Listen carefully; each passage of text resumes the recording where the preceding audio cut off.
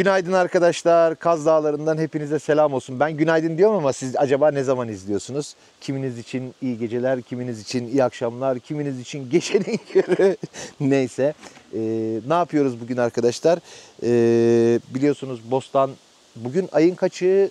Ekim'in 15'i. Ekim'in 15'i olmasına rağmen hala bostanımda domates, biber, patlıcan, fasulye gibi şeyler var. Hatta terbiyesizler hala çiçek açıyorlar bak. Hala çiçek açıyorlar ve yeni yeni fasulyeler veriyorlar. Dolayısıyla ben bir tur daha toplayacağım. Burayı zannediyorum 10 kere falan topladım. 10 kere domates topladım, 10 kere biber topladım. Topladıklarımı ne yaptım? Çoğunu konserve yaptım. İşte kestim, kuruttum. Kışın saklamak için. Çünkü buradaki topladıklarımı benim tüketebilmem, 2 kişiyiz zaten. Sahra ile birlikte tüketebilmemiz mümkün değil. Yani o gün tüketebilmemiz mümkün değil. O yüzden topladığım fazlalıkların tamamını ben de değerlendiriyorum. İşte kurutarak, konserve yaparak, turşusunu yaparak gibi. Yine baktım biberler bayağı güzel olmuşlar. Hatta sevgili kameramanım takip et lütfen. Bir taraftan biberleri toplayalım, bir taraftan sohbet edelim. Bakın bunun üzerinde daha büyüyecekler var. Onları toplamayacağım. Büyümemişleri toplamayacağım. Büyüyecek olanları toplayacağım. Büyümüşleri toplayacağım daha doğrusu. Bir sürü biber var. Bu biberlerden ne yaparız? Turşu yapabiliriz. Ya da gerçi bunlar küçük. Bu da küçük, bu da küçük. Küçükleri toplamayacağım. Bir tur daha toplarım. Aslında toplayıp bitirebilirdim. Ama öyle yapmayacağım. Bunlar da kalsın. Hem biberleri toplayalım hem sohbet. Bu arada bakar mısınız şuraya? Bilmiyorum görünüyor mu sevgili kameramanım? Hala çiçek açıyor. Bu şu demek. Hala ben ürün vereceğim. Bak burada bir tanesi. Biraz yanaşabilir misin buna? Şuna bak. Daha yeni bebek doğmuş ve büyüyor. Şunlar yeni büyüyor. Yani burada mevsim oldukça bereketli geçiyor. Geçen yıl Kasım'ın 15'ine kadar ben bahçeden hasat yapmıştım. Sürekli onları bir şekilde bir şeylerle değerlendirdim. Bu yılda öyle görünüyor. Aynı şekilde devam edecek gibi görünüyor. Bakar mısınız biberlerin güzelliğine? Bu arada deli gibi kara lahanam var. Ne zamandan beri kara lahana yemeği ve kara lahana sarması yapmadım ben. Bilmiyorum kara lahana sever mi sevgili kameramanım. Ama ona da bir güzel etli kara lahana. Çok da güzel olur. Ben acayip severim. Etli kara lahana sarması. Böyle güveçte yapıyorum onu. Sobada yavaş yavaş pişiriyorum. Çok mükemmel oluyor. Her taraf kara lahana. Karadeniz'de olunca lahanayı seviyoruz biz biraz arkadaşlar. Şurada evet. Bak bu artık taşıyamaz olmuş biberleri ve dönmeye başlamış. Bunları da toplayalım.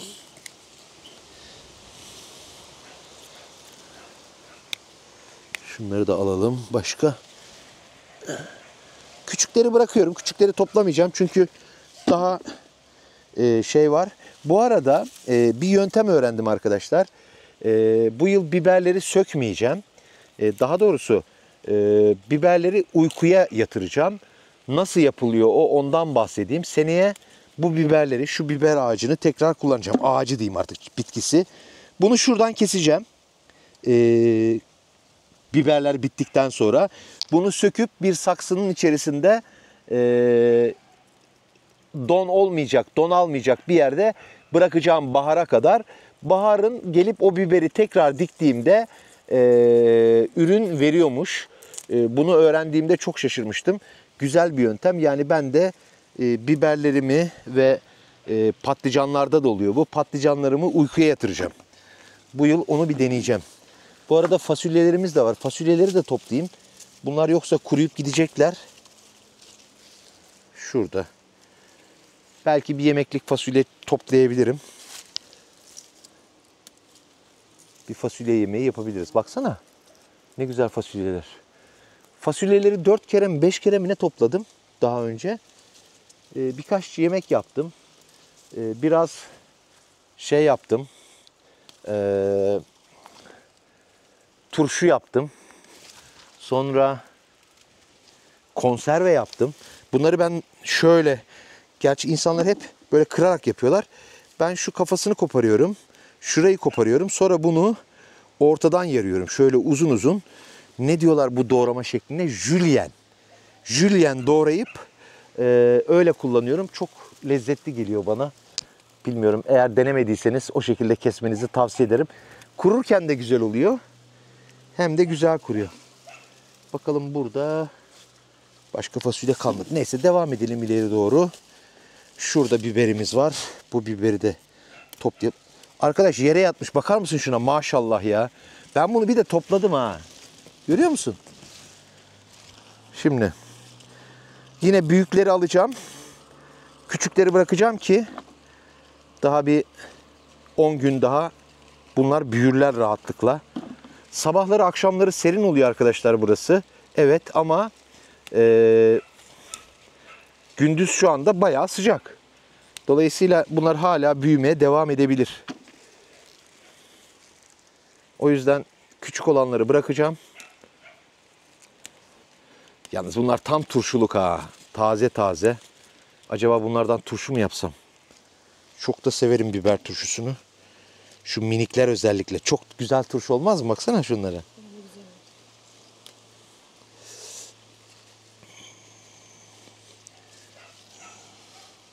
Bunları koparırken de biraz dikkatli olmak lazım. Eğer düzgün koparmazsan dalıyla budağıyla eline geliyorlar. Böyle bir şey olsun istemiyorum ama yine de oluyor. Gördüğünüz gibi. Bu yıl hem sebze açısından hem de meyve açısından çok bereketli bir yıl geçti arkadaşlar. Ben bu yıl meyvede de sebzede de çok güzel ürünler aldım. Zaten hepsini değerlendirdim. Hiç boşa gitmedi yani. Pestili yaptım. Ondan sonra reçel yaptım. Konserve yaptım. Salça yaptım. Marmelat yaptım.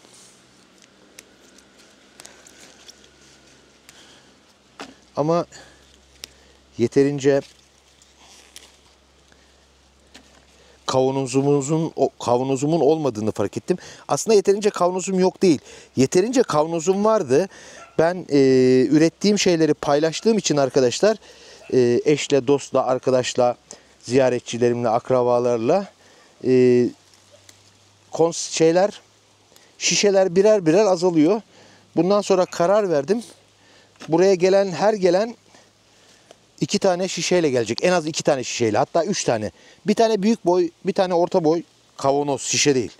Bir büyük boy, bir orta boy, bir de küçük boy kavanozla gelecek. Boşu ver, doluyu al kampanyası yapacağım. Yoksa bitti işte, bak şey yok. Bunları koyabileceğim şişem yok. Şunun güzelliğine bakar mısın ya? Maşallah.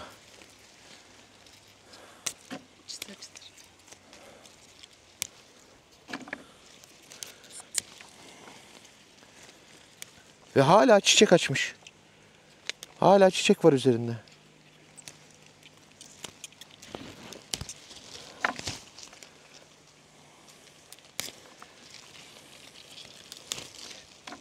Hani insanlar bunları toplayıp satıyorlar ya. Ben bunu satmaya kıyamam ki. Harbiden kıyamam.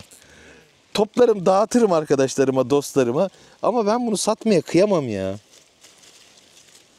Çünkü bunda ne en ufak bir... Buyur buradan yak. Bak böyle koparmaman lazım işte. Benim gibi asılırsan elinde kalır. Bunda en ufak bir ilaç yok. Hiçbir kimyasal yok.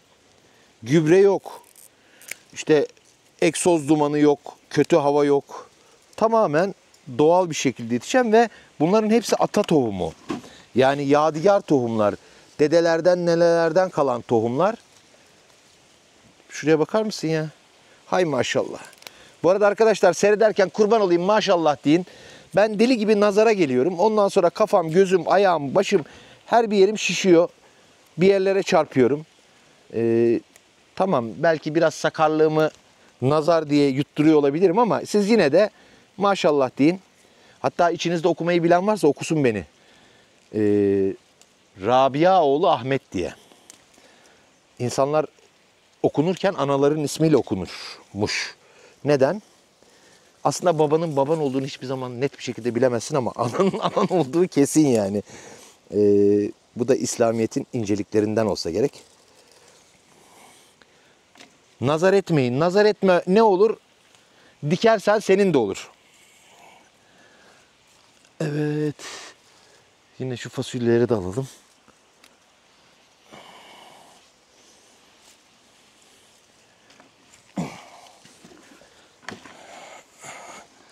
Domatesler her tarafa yayılmış gitmişler. Domateslerde de çiçek var baksana. Bıraksam ben olacağım diyor işte. Ama kamera almıyor. O zaman kamera benim yüzümü takip ediyor ya. Böyle yüzüme yakın tutmam lazım.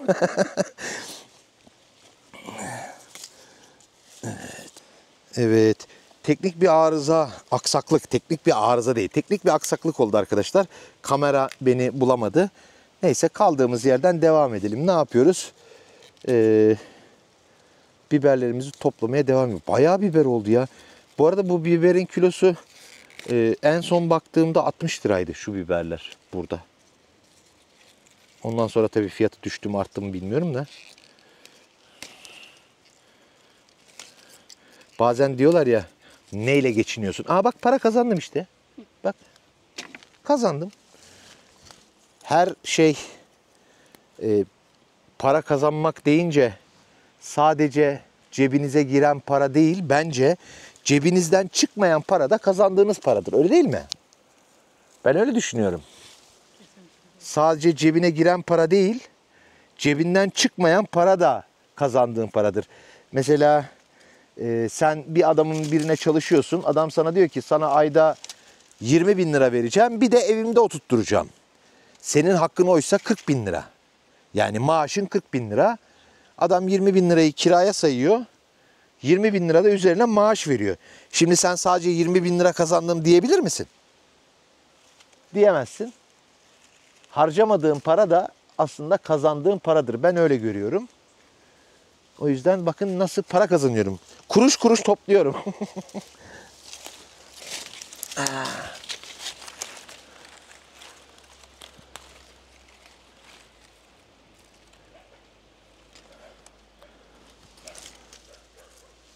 İşverenimiz de doğa.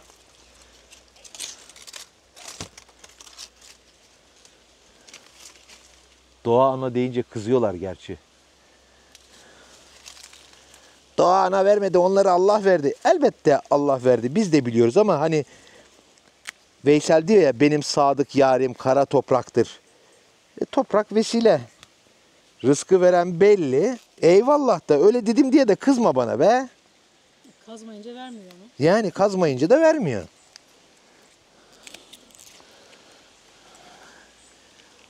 İlla kazmak lazım.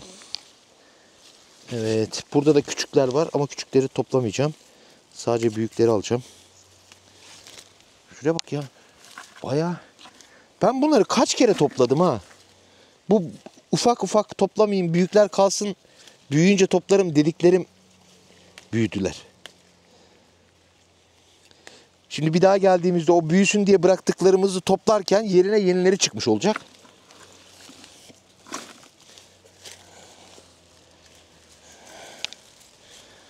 Evet. Burada da var. Bu arada yukarıdan sürekli araba geçip duruyor. Ben dedim ulan dedim ne oluyor? Yani niye bu kadar çok araba var? Araba dediğim yere de bakmayın. Traktör. Orman işletmesi köylülere odun istikakı vermiş. Öyle bir kanun var arkadaşlar. Eğer orman köylüsüyseniz orman işletmesi size odun istikakı veriyor. Tabii onu da parayla veriyor. Yani odunun tonu atıyorum aşağıda 5.000 liradır. Burada sana tonunu 800 liradan ormanın içerisinde kesilmiş hazır bir vaziyette sunuyor. Sen de gidip alıp 800 lira karşılığında o odunu kışın yakıyorsun. Orman köylerine var sadece bu istikak. Bugün aşağı yukarı arabalar geçip duruyordu. Kamyonlar daha doğrusu. Kamyon ve traktörler. Baktım her giden sırtında odunla dönüyor. Anladım ki odun dağıtmışlar. Bu arada benim de bağlı bulunduğum bir köy var. Yani ben de burada arazim köyün çok dışında ama tapuda mutlaka bir köye bağlı oluyorsunuz. Benim köyüm de orman köyü. Yani bize de istikak verecekler.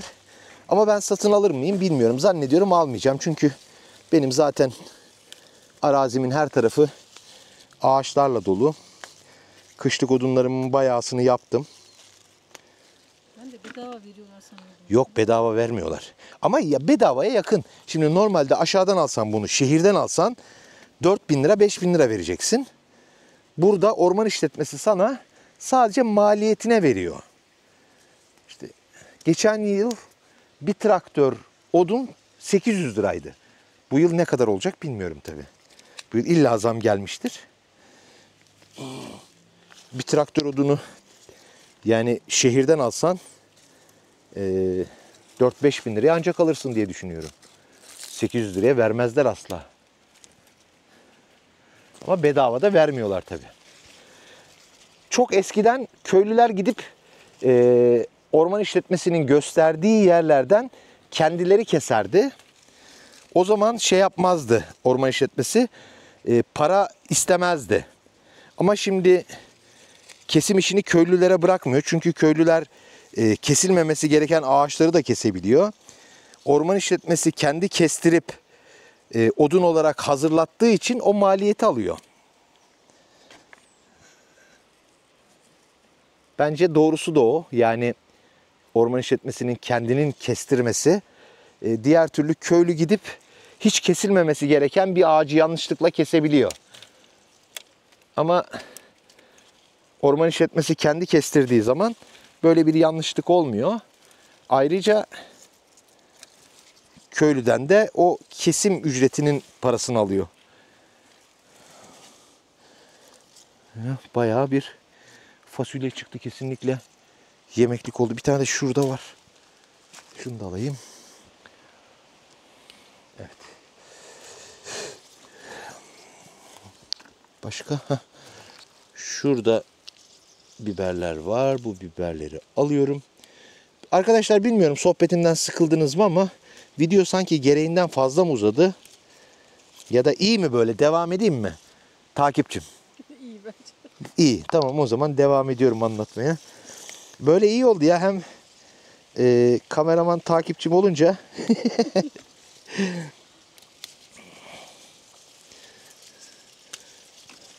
bunu da toplamış olduk. Burada yine küçükler var. Onlar kalsın. Onları sonra bir dahaki gelişimizde. Bunda da çiçek var. Bu arada domatesler artık kızarmayı bıraktı.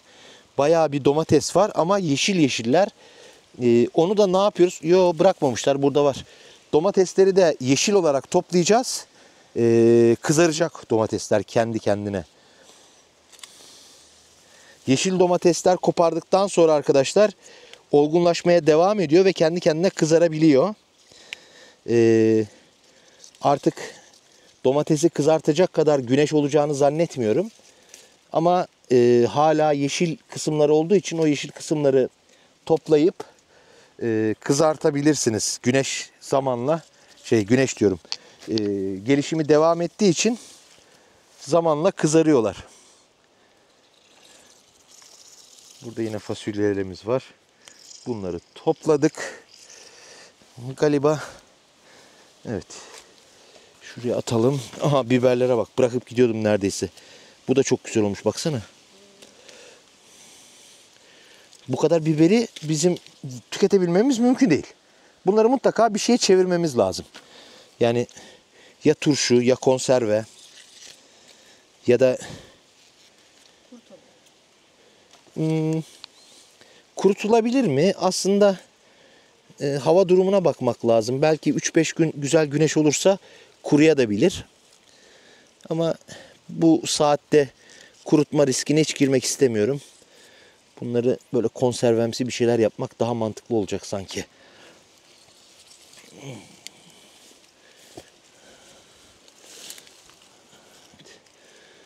Burada da var. Hay maşallah. Arkadaşlar şu anda içinde bulunduğum tarla en fazla 80-100 metrekare falan. Düşünün yani 80-100 metrekarelik alandan Bu kadar şey topladım. Yani toprağa siz verirseniz o da size veriyor. Bak bunu bir şey yemiş. Ben böylelerini genelde almıyorum. Bir şey ısırmış bunu. Herhangi bir şey ısırmış olabilir bunu. O yüzden bunları atıyorum. Isırılmış sebzeleri eve götürmüyorum. Ne bileyim bir yılan gelir ısırır. Zehirli bir şey ısırır. Çünkü oluyor buralarda o tür şeyler. O riske hiç girmiyorum. O yüzden böyle ısırılmış bir şey gördüğüm zaman bırakıyorum. Şimdi gelelim domateslere. Bunların daha şey olmasına izin vermeyeceğim. Kalmasına izin vermeyeceğim. Toplayacağım bunları. Bak bunları da bir şey yemiş, görüyor musun? Şu olan ikisini de bir şey ısırmış. Kuş, bu kuş. Kuş ısırmış bunu. He? Nasıl anlıyorsun olduğunu? Gagalamış çünkü. Gaga izi var. Ama yine de almayacağım. Şimdi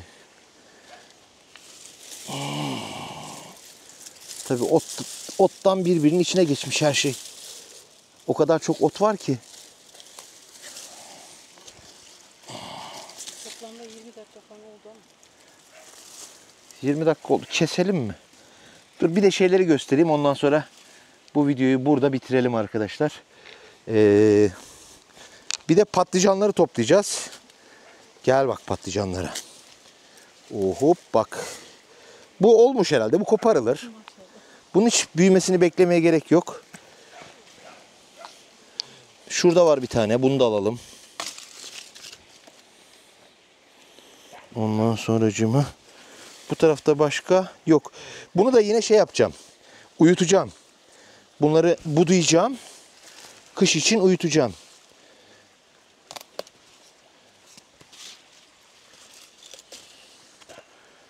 Evet.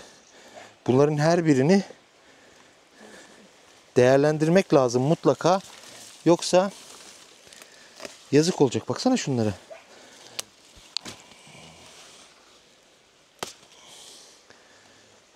Neyse sevgili arkadaşlar, bu videoda isterseniz daha fazla uzamasın. Patlıcanlarımla poz vereyim.